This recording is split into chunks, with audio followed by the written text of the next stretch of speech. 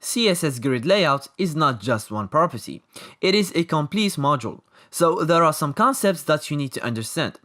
The first thing you need to understand is the grid container. So the grid container is simply created by giving to any element a value of grid to its display property. For instance, here in my HTML document, I have a container.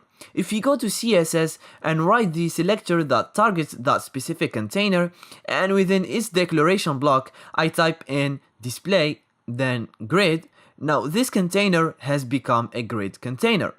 Then all the immediate children of this container are grid items. So this element is a grid item, this element is a grid item, and also this one is a grid item. But sub-items are not considered as grid items. Only the immediate children are grid items. Making the difference between the grid container and the grid item is important. Throughout this course, you will be learning some properties that you can set on the grid container, but if you use them on the grid item, they will have no effects, and some other properties that work only on the grid item. So let's repeat it again.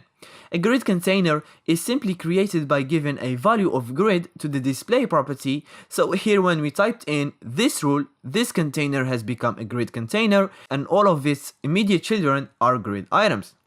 Now let's move to the next concept you need to understand. Grid line. So the dividing lines that make up the structure of the grid are called grid lines. These grid lines can be either vertical or horizontal. If they are vertical, they are called column grid lines, and if they are horizontal, they are called row grid lines. So in our example, these lines are column grid lines and these lines are row grid lines. Then the space between two adjacent grid lines is called grid track. You can think of them as columns or rows of the grid. So here in our example, this is considered a grid track and this one is also considered a grid track. Then you have the grid cell. It is the space between two adjacent row and two adjacent column grid lines. In our example, this is considered to be a grid cell. This one is also considered a grid cell.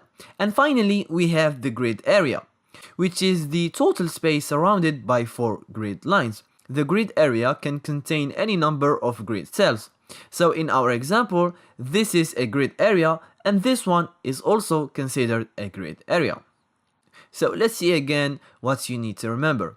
You have the grid container, the grid item, the grid line, the grid track, the grid cell, and the grid area. Throughout this course, I'll be using these terms. And in the next video, you will create your first grid. See you soon.